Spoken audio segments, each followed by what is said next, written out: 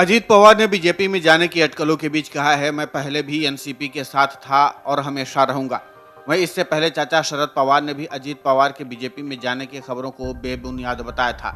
इसके साथ ही Maharashtra NCP chief Jayant Patil ने कहा था कि ऐसा केवल अजीत पवार और उनके परिवार को टारगेट करने के लिए किया जा रहा है। महाराष्ट्र में विधायकों की सदस्यता को लेकर सुप्रीम कोर्ट के फैसले से पहले ही जोड़ तोड़ की राजनीति शुरू हो गई है।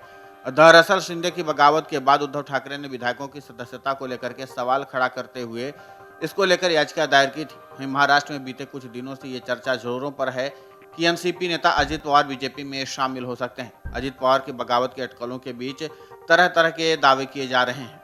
इन सब चर्चाओं के बीच में एनसीपी प्रमुख शरद पवार का एक बयान सामने आया है। अजीत पवार की कथित बगावत के अटकलों के बीच एनसीपी प्रमुख शरद पवार ने कहा, अजीत पवार चुनाव संबंधी कामों में व्यस्त हैं।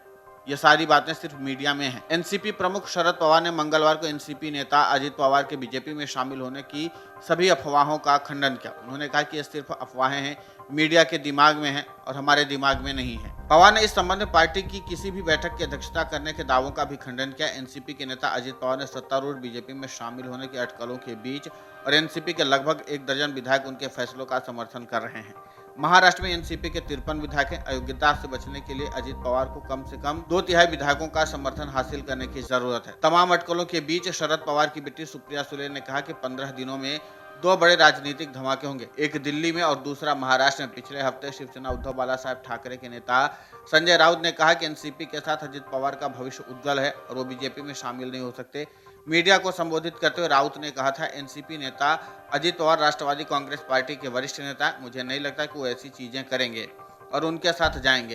हालांकि इस पूरे मामले पर अजीत पवार ने काफी समय बाद प्रतिक्रिया दी है, जबकि इस पूरे मामले पर मीडिया में पिछले 1 हफ्ते से इस बात के कयास लगाए जा रहे थे कि वो एनसीपी को छोड़कर बीजेपी में शामिल होने जा रहे हैं और इसके पीछे कई सारी दलीलें भी दी जा रही थी। इतना ही नहीं, विरोधी दलों के नेताओं की ओर से यह भी कहा जा रहा था कि अजीत पवार एनसीपी में घुटन महसूस कर रहे हैं, इसलिए वो बीजेपी में शामिल होने जा रहे हैं। इसमें अजीत पवार ने काफी समय लेकर के अपना पक्ष और स्पष्टीकरण रख दिया है। अजीत पवार ने स्पष्ट किया कि जो भी खबरें मेरे बीजेपी में जाने को लेकर के चल रही उनमें कोई भी तथ्य नहीं है।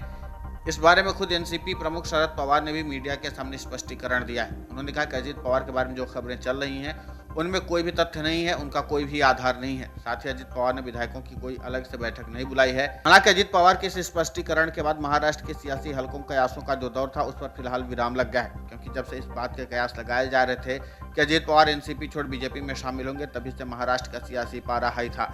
फिलहाल अजीत पवार और शरद पवार के स्पष्टीकरण ने महाराष्ट्र में मचे सियासी बवंडर पर विराम लगा दिया है। लेकिन इन सब के बीच में अजीत पवार ने काफी लंबे समय तक सोच विचार करके जवाब दिया है और यही कारण है कि पिछले 1 हफ्ते से मीडिया में लगातार उनके बगावत की खबरें आती रही। लेकिन अब अजीत पवार का स्पष्टीकरण जब आया है तब एक बार फिर से विरोधियों को झटका लगा है, क्योंकि विरोधी दलों के नेताओं की ओर से हमेशा से दावा किया जा रहा था कि अजीत पवार बीजेपी में शामिल होने वाले हैं।